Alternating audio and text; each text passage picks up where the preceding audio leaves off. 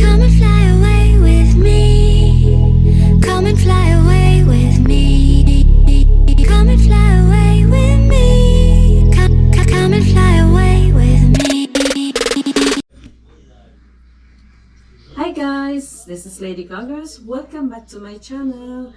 Today is Saturday guys. Happy Saturday to all. It's already 4:40 p.m. So, pumunta kami ng mall kanina guys. And kasi wala kaming magagawa dito. It was raining so hard. So, we decided to go to the mall. And then, I've been to different boutique guys. So, first na boutique talaga na pinuntahan ko is yung favorite boutique ko, yung Miniso. Pumunta ko ng Miniso guys. And may nakita din akong isang boutique na tawag dyan, Kusmi Tayo. The name of the boutique is Kusmi Tayo. Ito. And then, pumunta ako ng Miniso. And then, nagpunta din ako ng Walmart. So, magkuhol tayo ngayon guys. Isa-start ko muna yung sa Walmart. May dalawang bags ako dito. Ang bigat guys. So, dito na lang. Sige, ito na lang unahin natin guys. Itong bag na ito is for Philippines. And ito is yung para sa akin guys na gagamitin ko dito. Kasi sa Walmart kasi dito guys, may mga Filipino products na sila. So, bumili ako for me. So, mag-start tayo for Philippines guys kasi sobrang bigat dito. Naka-sale kasi sila guys kasi every Thursday magano sila mag-drop sale. Drop price pala yung tawag nila dun guys. So, nung pumunta ako dun, but this one guys, nung sa Philippines, nabili ko ito last Thursday. So, naka-sale, no, hindi pala Thursday, Wednesday yun guys. Naka-sale yung iba hindi pa kasi Thursday mag-start yung drop, price drop nila. So, nung nagpunta kami doon, ako lang pala, nakita ko itong Tim Horton na coffee. So, bumili ako ng anim na Tim Horton. Naka-sale siya guys ng $4 something. So, ilalagay ko na lang dito sa screen yung mga prices nila guys. So, para ma-compare natin sa price natin dyan sa Philippines. So, may anim ako dito guys. So, lagay ko na lang ito lahat. Dyan, anim. Okay. So, may anim ako na Tim Horton instant coffee guys na Colombian. Premium Arabica. Premium Arabica na Colombian. So, anim siya guys. And then, naka-sale din itong Spam. Yung Spam guys is less sugar, less fats, and then less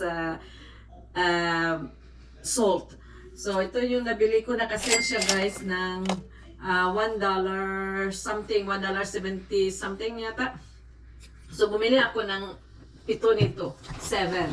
So, 2, 3, 4, 5, then 6, 7. So, konti lang yung nabili ko guys sa Walmart for Philippines kasi nagsastart pa akong mangulikta ngayon. Pero meron akong mga clothes dito. Ito na lang mga canned goods, mga coffee, mga chocolate. Hindi pa ako nakabili guys. Kasi nung pumunta ako doon after ng Easter Sunday, usually kasi naka 50% sila pero hindi sila naka 50% guys. So, hindi na lang ako bumili kasi tiningnan ko yung expiration date. Matagal pa. And ito, November 2026 yung expiration ng Spam. So, pwede pa. And then, bumili ako ng Irish Spring na ipambigay doon sa mga kapitbahay. Ano lang siya guys, naka-sale din ito. And yung Dove, hindi pa siya naka-sale so hindi ako bumili ng Dove. Yun ang for Philippines. And then, bumili din ako nito for me. Para sa akin ito guys, yung hair blower na may brush. Para mas madali na sa akin pag magtatrabaho ako. So, pag nag-hair dry ako, diretso na yung brush. Kasi pag hair dryer lang, parang maganon yung hair ko guys. So yun para sa akin yun guys. Mura lang yun guys. Hindi siya naka-sale pero hindi naman siya pricey din. So, yan for Philippines. And then, lagay ko dito. And this one is for me. Para sa akin ito guys. So, Kanina namin nabili ito guys. So first na binili ko is yung King's Hawaiian na sweet roll. Ito siya guys, ang may-ari nito, gawa ito dito guys, gawa ng Toronto yata ito. Basta ang may-ari nito or nagbe-bake nito, ang founder nito is a Filipino. So mas masarap siya guys, gusto-gusto ko kasi parang kalasa niya yung pandesal. So masarap talaga siya guys, tapos very soft. So, isa lang binili ko kasi yan lang din ang naiwan doon. Wala na, dami sigurong bumili ng ganon kasi ang daming Pilipino na dito ngayon. And then, bumili din ako ng hot cross buns brioche, 6 packs. May ano siya guys, spices and raisin. Parang cinnamon, parang siyang raisin cinnamon, masarap siya guys. So bumili kasi ako this week, nung bumili ako ng for Philippines last Wednesday, bumili ako ng 3 pack ng ganon. First time ko na taste yun. So nasasarapan ako, so bumili ako ng isa. And then bumili ako ng pancit canton na chili mansi. First time ko matry itong chili mansi guys, kasi yung sa akin, yung favorite ko kasi is yung calamansi lang. Hindi ko pa na-try yung chili mansi. At ang tagal ko na hindi nakakain ito guys, kasi dito meron akong amigo ring. Pero minsan lang kami kumakain yan, minsan lang talaga. And yun lang ang nasa akin, wala akong pancit canton. At saka nabili ko ito doon sa Walmart, nakita ko ito. So bumili ako, akala ko na calamansi, pero chili mansi pala. Pero itatry ko din, hindi naman ako mahilig sa spicy kasi. So itatry ko siya. Yung migoring is spicy, so nakaya ko nga yung migoring, sure ako na makaya ko yan. And then, bumili ako ng Maggi seasoning aroma. Maggi seasoning lang. So yun, bumili ako nito guys, na first time ko yata magamit yan. And then, ito guys, mas mura yung sardines sa Walmart sa Philippine store. Kasi ito 97 cents lang. So, sa kasi mga $1.70 something sa Filipino store. So, bumili ako ng 4 na ganito. Para sa akin yan dito. And then, bumili ako ng coconut milk. Kasi I'm not sure kung meron pa ako sa baba ng coconut milk. Last time kasi gumawa ako ng Thai soup. At nasasarapan kasi kami dito sa Thai soup ko. So, itatry ko ulit yung Thai soup. So, bumili ako ng isa. And then, bumili ako nito yung Ladies' Choice Sandwich Spread. Wala na kasi ako nakita dun sa Filipino store. So, nakita ko ito dun sa Walmart. So, binili ko siya guys. Tagal na din akong hindi nakakain ito. So, $3 yata ito something. And then, bumili ako ng Pure Foods Corned Beef. Yung Pure Foods Corned Beef ng Walmart guys is $6 lang. Tapos sa Filipino store, mga $7 yata. And then, 2029 yung expiration date niya guys. Bumili ako ng 2 lang. Kasi meron pa ako yung iba dito. So, yan. And then, bumili din ako ng achete. Anato achete. Bumili ako ito. Less than $1 lang ito guys sa Walmart. Tapos $1 something yata. Hindi ko alam. Mas mahal sa Filipino store guys kaysa Walmart nito. So, bumili ako ng isa. And then, the last one, hindi pa last one guys, bumili din ako ng Wahaha na yogurt flavor. Wala kasi silang Yakult, so ito yung binili ko. And then, yun lang sa Walmart. Ay, meron pa ako guys sa Walmart guys. Ito, binili ko yung brown basmati rice. So, nag-start na ako ng basmati rice ngayon guys kasi yun ang recommended ng doktor ko nung nagpa-opera ako. No, hindi pala yung before ng treatment ko guys. And then white rice kasi yun. So nag-try ako nitong brown rice na basmati. Try natin kasi gusto ko ng mag-healthy living. So ngayon guys, punta na tayo dito sa Cosme tayo. Bumili ako kanina. Nakabili ako ng Japan yata ito guys. Hindi ko alam. Yung Sinka na perfect whip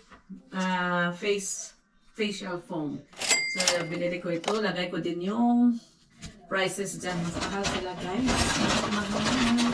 And then, bumili din ako ng honey Flower Mimosa Moist Treatment Hair Conditioner sa guys.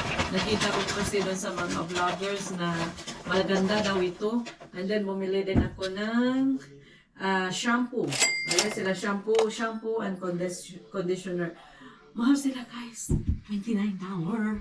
Pero okay lang. Ita-try ko lang yan. Meron pa ako yata. Oh, yan lang ang nabili ko sa Cosme tayo na store. So ngayon pupunta na tayo dito sa Miniso. Hindi, wala akong masyadong nabili guys. Bumili lang ako nito. Yung lagyan ng mga pouch. Hello Kitty pouch. Kasi madumi na yung sa akin. So change ko yan. And then bumili din ako nito dry wipes sa face para pag nahilamos ako, ito nagagamitin ko instead na towel. And then, bumili din ako ng cotton buds. Cotton buds ng Miniso. Meron akong lalagyan dun. So, ito na lang pang refill na binili ko. Mura lang yan guys. And then, bumili din ako nito cleansing oil for face. So, and then, dalawa nito guys. Bumili ako ng Hello Kitty na pang bottles lang. Kasi ito lagyan ko sana siya ng olive oil na panglinis ng face ko. Yung olive oil na dito sa kitchen ko guys. And then ito din dalawa binili ko. Itong isa spray, itong isa is bottle lang. So, yan. And then, bumili ako ng chopstick. Chopstick guys na Hello Kitty yung binili ko. Kasi meron ako maraming chopstick dito. Tapos itatry ko lang siya kasi magpa-practice ako guys. Hindi ako marunong gumamit ng chopstick. So, nagandahan kasi ako niyan, Hello Kitty. And then, bumili ako sa favorite eyebrow ko. Ito na yung favorite ko guys. Pero pag wala na ito, so doon, balik na naman ako doon sa Essence na Miniso lang siya. Miniso. Minimalist na eyebrow. Na dark brown yung niya, yung color. Hindi naman siya nakalagay guys na waterproof, pero nagtatagal talaga siya. Tulad din ng ng Essence, hindi siya nakalagay na waterproof, pero tumatagal siya, hindi talaga siya nabubura. So bumili ako ng dalawa kasi pang ko dito, spare. Hindi kasi kami palagi pumunta doon guys. So wala na.